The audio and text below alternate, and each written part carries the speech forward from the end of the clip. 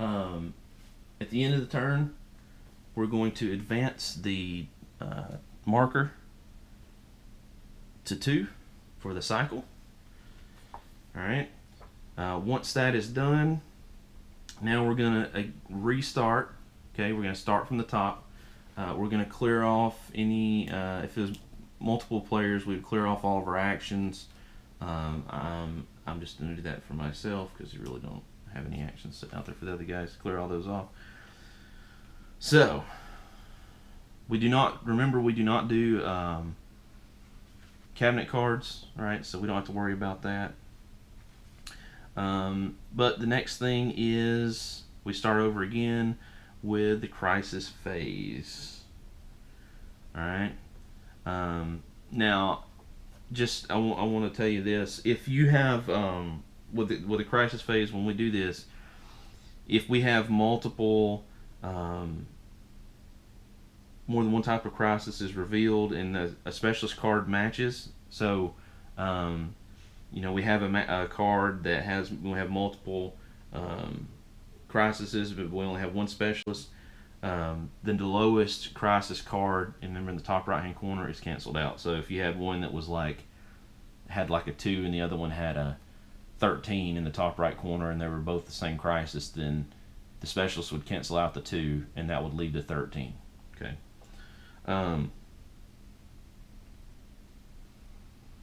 So let's do that next. And remember, now at this point, the chemical crisis was not solved, so it is still out there. So we're gonna shake our bag, give it a little shake. You'll notice for me now, I have one fewer cube in here, so potentially, statistically, I have less of a chance of being drawn. And wow, they are not having any luck. So there you go. The Junans are potentially having a crisis on their planet. We'll put that cube back in the bag. Set that to the side. Now, first thing we're going to do is, from both of the AI players, we're going to shuffle up their cards they have, randomly draw one card and contribute it. That's from the Azarians. I increase their energy by 3. That means they go from a 12 to a 15. You can do the same thing for the Junans. I'm going to shuffle up their cards, randomly grab a card, contribute it, and add 3 for their energy. They're currently at 11. They'll go to 14. Okay. Then it's my turn. Right now I have a 9. Gosh. I'm not going to contribute anything. My cards they're just so good. I mean, I've got a specialist card. If I needed, you know, if somehow I managed to get the right tokens, but then I've got this cryptologist card that lets me solve a nuclear or geophysical, so I just don't really want to give those up in case we're exploring and find that. So I'm actually not going to contribute any cards. And we always pull one crisis and one specialist from the stack. So there's 4 cards in the stack this time around. And we're going to take these, we're going to shuffle them up. And let's see what we got. Okay. So, oh man. Alright, so the 2 action cards, I guess I should put them here. These 2 action cards, they don't do anything for us for the crisis phase. Those are going to be discarded. So we're going to discard those. These stacks in the wrong place. Oops. Those are discarded. That leaves us these 2 cards. We have a cosmic crisis and a geophysical crisis. In this case, we're going to pick whichever crisis has the higher number in the top right hand corner.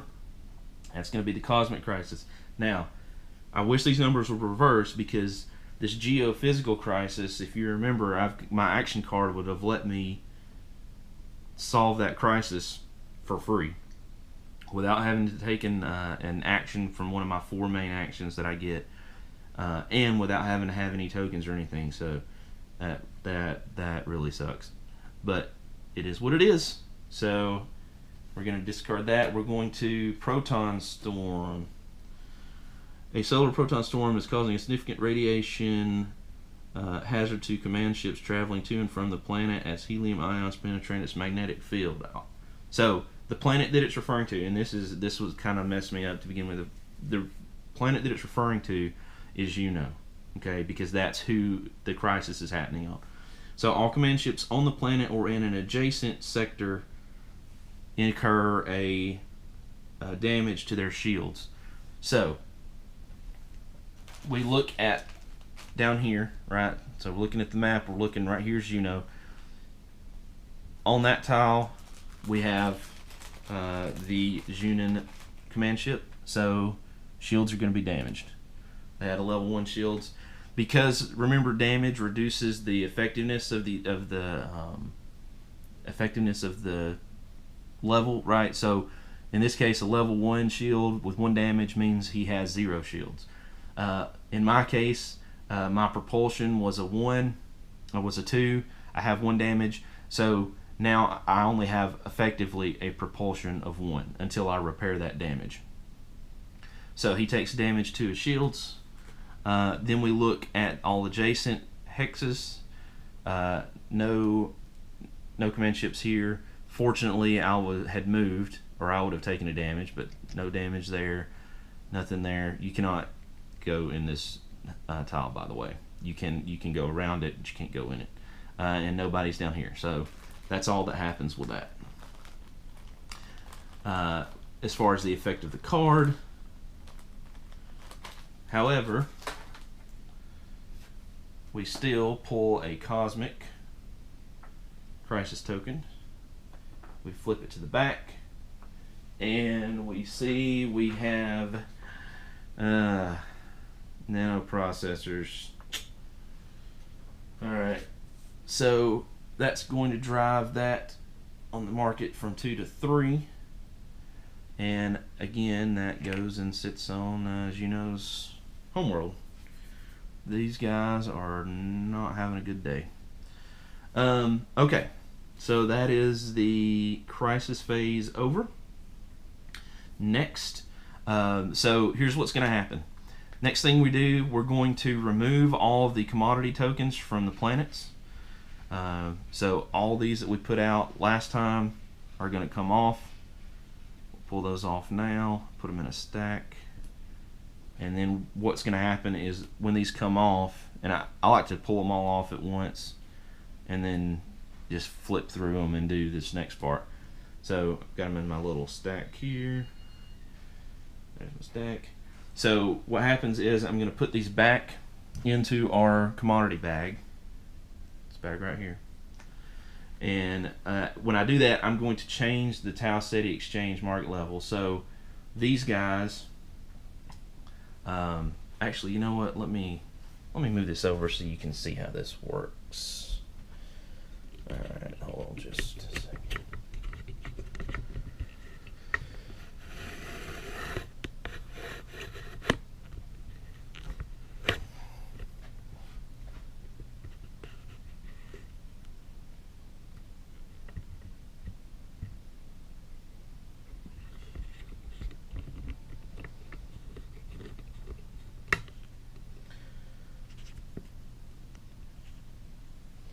Alright, so the way this works is I'm going to look at the commodity, and then I'm going to go here to the Ceti exchange. I'm going to take this dude, right? These telepathic generators represent diplomacy. I'm going to drop them back in the commodity bag, and I'm going to reduce that market level for that commodity, right? The demand has ceased or reduced. Same thing for each commodity token. So we're going to do the gold, that's right there. Next is Octo Nano Fluid, which is right here, that's logistics. Then we have the Quark Plasma, That's the military. It's going to drop down by 1. The Junari algae. It's going to drop down by 1. And finally, these are going to drop down by 1. The nanoprocessors, technology, boom. So that is the new exchange. Now, what happens next is I'm shaking this up again, and we're going to put out 6 new tokens onto the map. So let's do that, and then as we do that, that's going to change these levels. So let's go back to the map and lay out the tokens.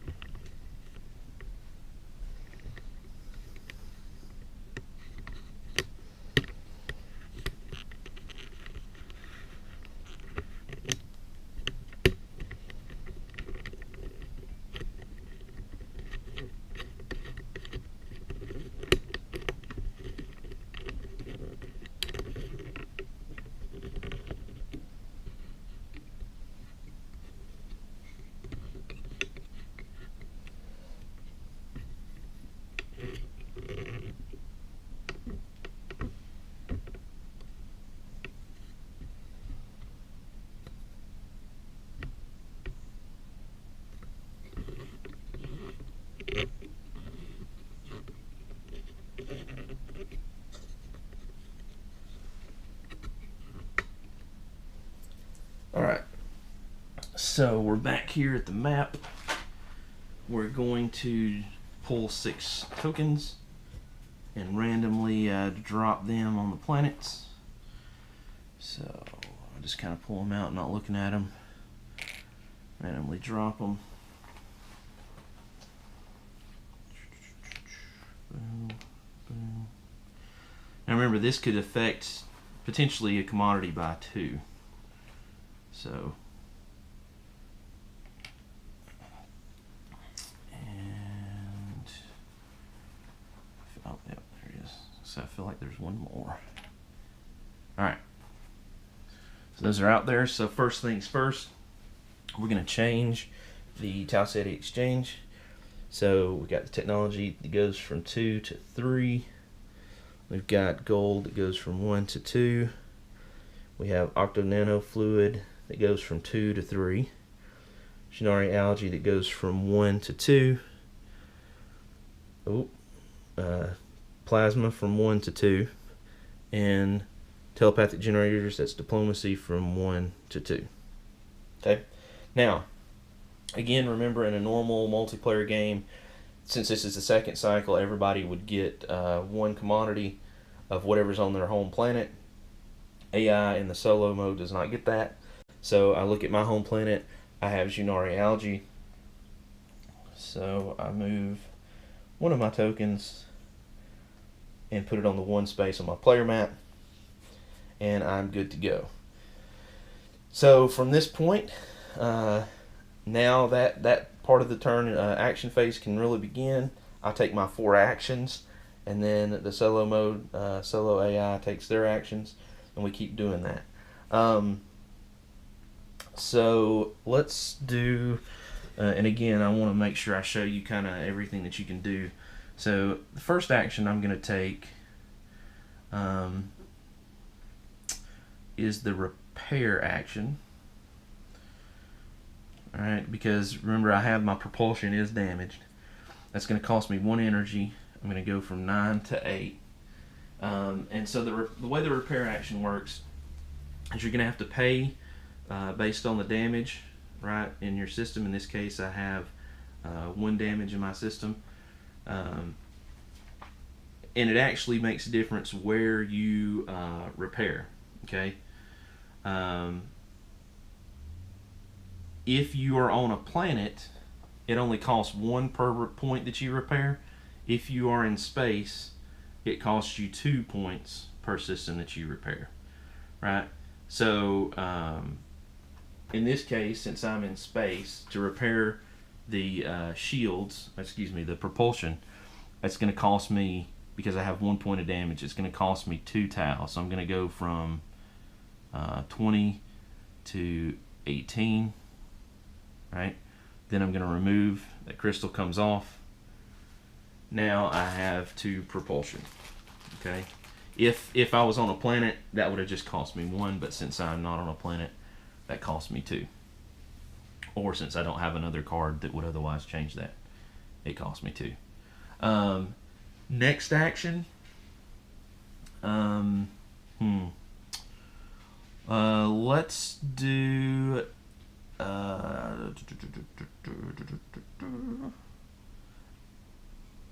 Let's go with build. All right, because I've got a cube up here, right? So I can actually build now.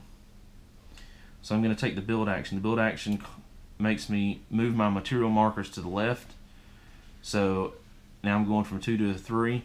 A lot of times, strategy that a lot of people will use is they will kind of do all their upgrades first and then build later because it's a little bit cheaper. But you know, that's a good sound strategy. But I kind of like to build early so I get all those extra points.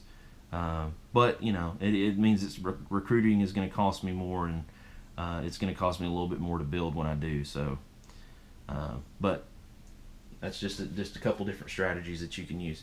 So what I do to build is I look at my materials marker, and underneath it has a tile cost, and right now that cost is sitting at 3. So I'm going to take 3, and then I'm going to multiply it by the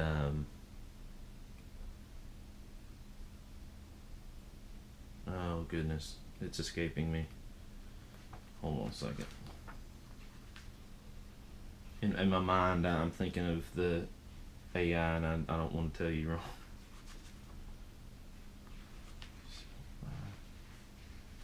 Oh gosh. So I've played this several times, guys. Believe it or not.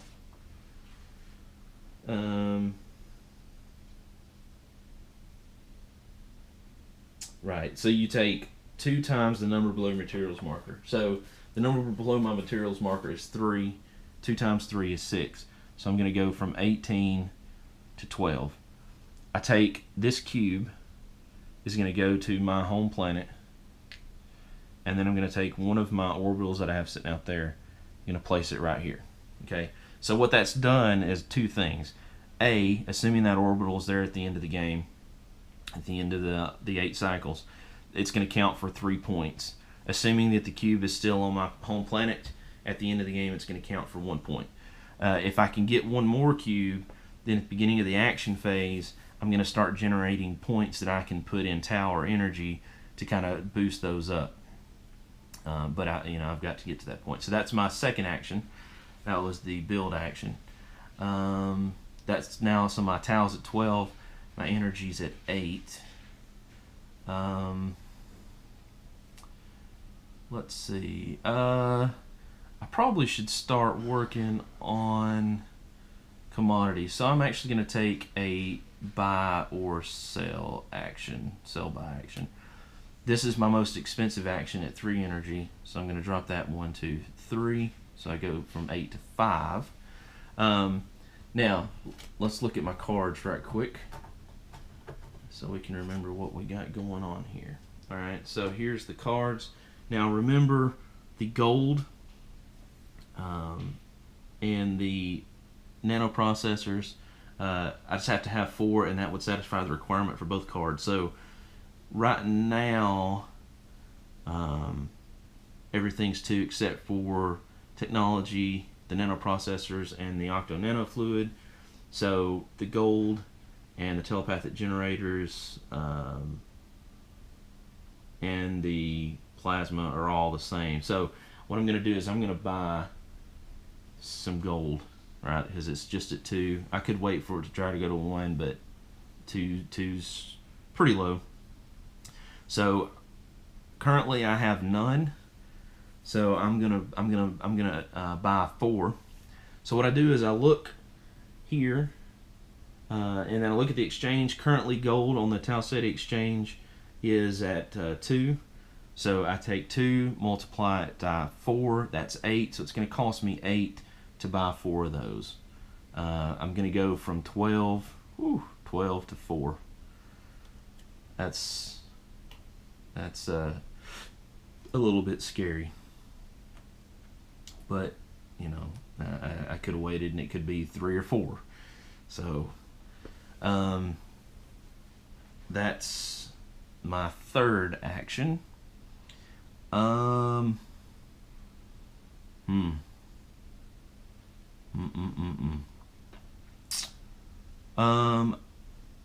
Let's take another explore action. Yeah. It's going to drop my energy down from 5 to 3, so I'm just low on everything. We'll explore right here. Oh my goodness. Okay. Wow. They're back. So earlier we pulled a patrol. That was what the 2 represents. Now we pulled a fleet. A fleet is a 4. So what happens, the difference between these 2 is that the 4 is actually, instead of rolling 1 dice, I'm going to roll 2 dice, and they have 2 points, so I would have to hit them twice, 2 successes. Unfortunately, my weapons are only at level 1, which means there's a good chance that when they're rolling twice as many dice, yeah, they're gonna get a success. Yeah. Oh, okay. They did not. Remember, they go first. They did not. 3 and a 1. Those are both misses. I roll. Success. All right. So I'm gonna put this dice up here. And remember, by myself, I've got 1 success. Oh, jeez. Gonna roll again. They missed. Okay, here we go. If I can roll a 5 or a 6, I will beat these guys. No! And there's no rerolls on this, by the way. This is not a skill check. They're gonna go again. Oh gosh. 2 4s, they missed. 5 or 6, 5 or 6. I missed. They go again. Crap. Alright, there's 1 success with a 5. Let's see which system they hit. 2. Man. That is my shields. My shields take damage. That on my player mat. Now, what happens is these guys actually go back over here on the galaxy map, on the hex. So now I know that they are there. All right, guys. So that was the end of my turn. So now it is time for the AI. So the first thing we're going to do with the AI is we're going to take our 2 AI cards. We're going to shuffle them together, as well as you can shuffle 2 together. Alright. And then we're going to resolve them in order. So the first card we draw is the Azari. So the Azari, let's go to the player mat. And this is the player mat for the Azari.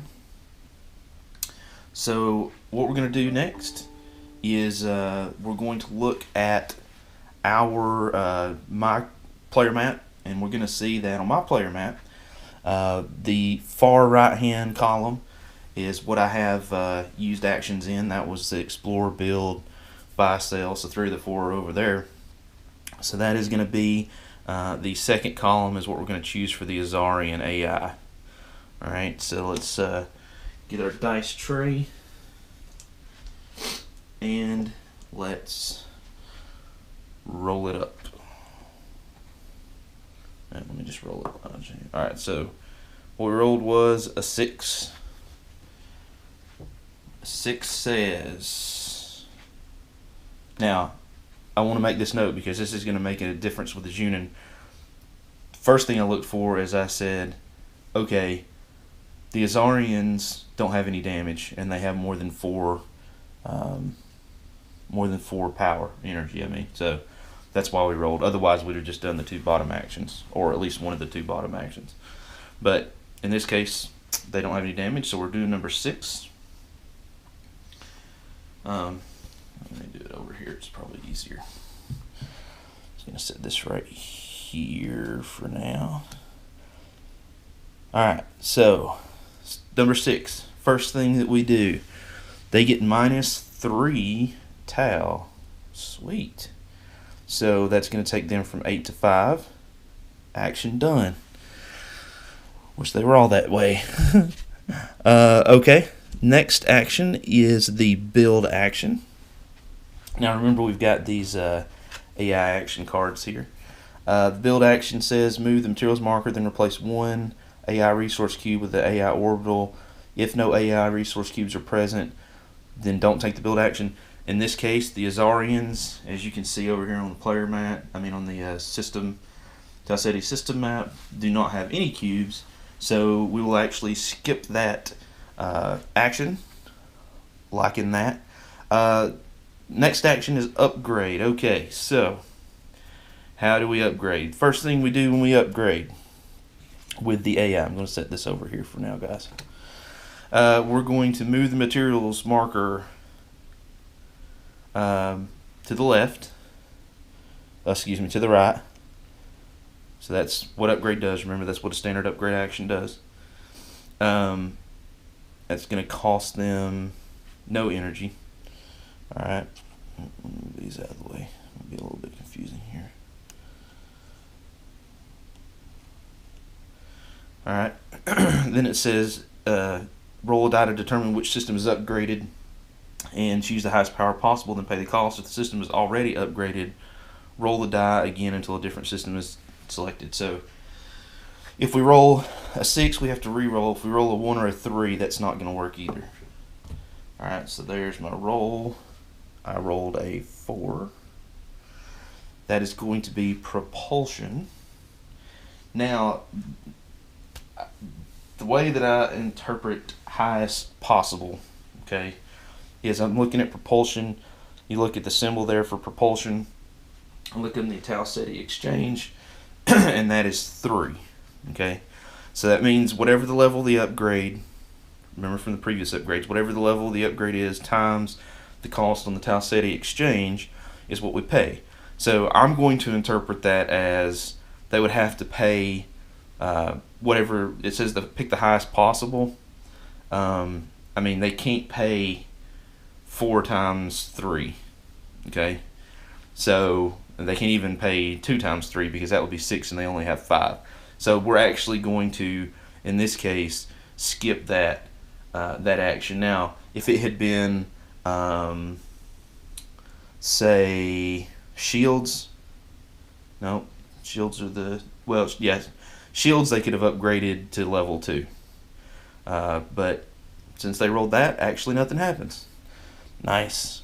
And then the last option, number 6 for them, is the recruit. And remember, the recruit for them is a little bit different. Also remember that recruit, you have to really watch that because they're going to be getting all kinds of cards pretty quick, right? Whereas normally we pull 1 specialist, 1 crisis. You can see on this AI action card here, they're going to be pulling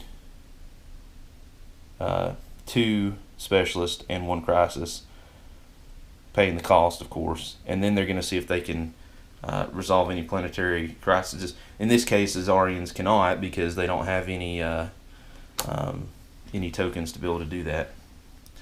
And in doing that, by the way, I will have to look at their hand. So there's 1 crisis, 2 specialists. I'm going to look at their hand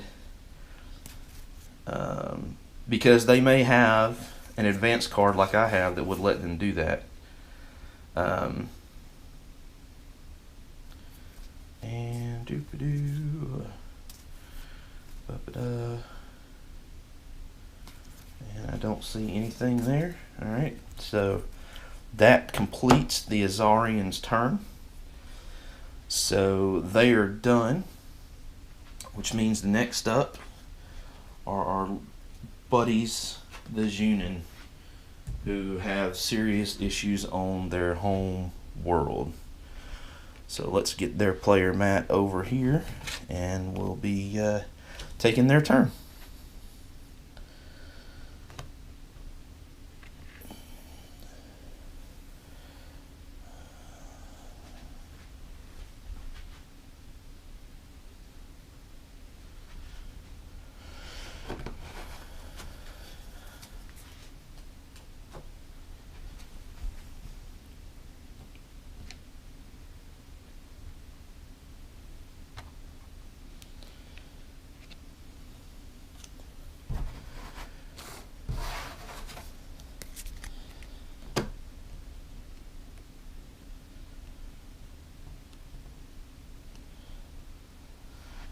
Alright guys, this is his Union player mat, so let's take a look at what we've got here. Now, first thing we need to talk about.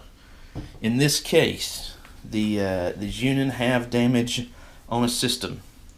So if you look at their card, it says if there's more than one damaged crystal, right in the white there, take that series of actions. So that's what we're going to do. So the first thing we do is we repair all and pay the cost. So we're going to take the repair action, which, if we look here on their mat, that says -3. Okay, I'm going to put this here just so I can kind of remember.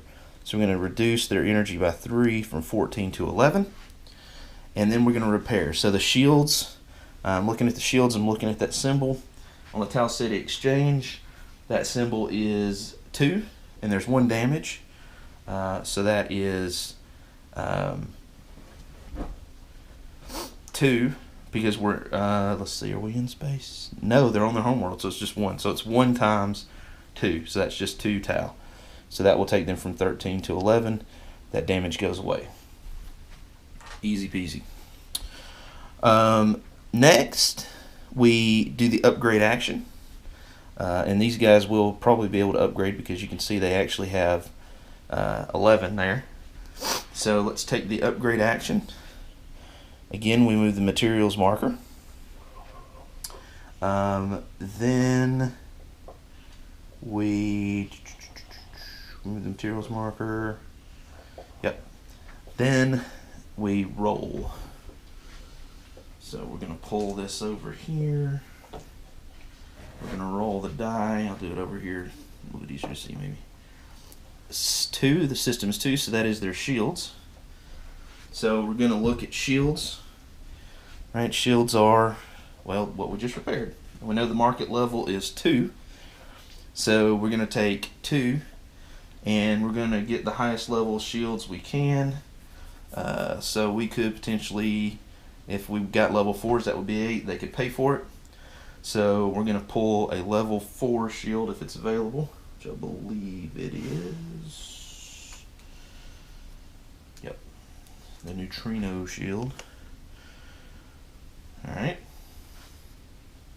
so that's their shields. Put these back in the depot.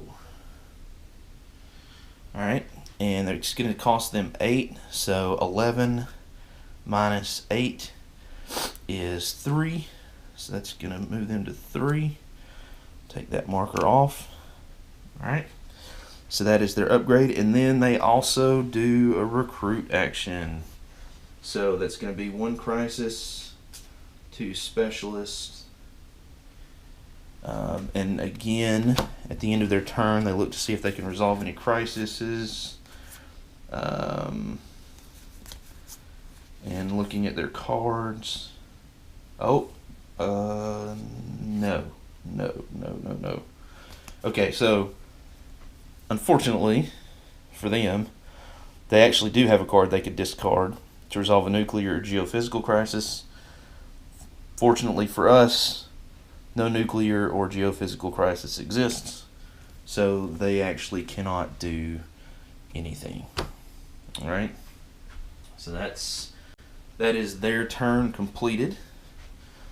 Alright, so I've gone, they've gone. That is the completion of the second cycle.